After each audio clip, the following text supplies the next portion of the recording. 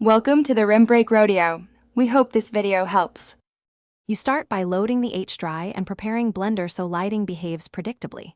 First, in Shader Editor Set World to use an environment texture and open your Hdri file. Make sure you switch Render Engine to Cycles. This yields correct light bounces. Use Eevee only for fast previews. Once done, set Color Management to Filmic and adjust exposure so highlights don't clip. You're doing this because Hdri contain high dynamic range. Controlling exposure preserves detail and avoids blown highlights in reflections. You'll now refine how the Hdri affects the scene. In the World Shader, add a mapping node fed by texture coordinate to rotate and scale the Hdri.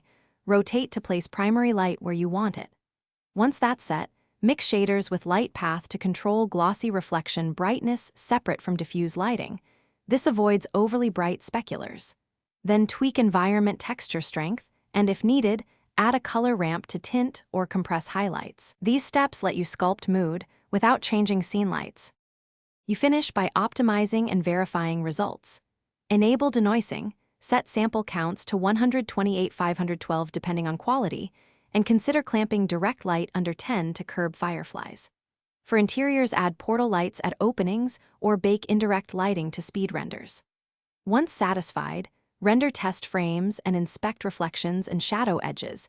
Make sure object normals are correct and no geometry overlaps. If reflections look wrong, recheck the Hdri mapping and remove duplicate meshes.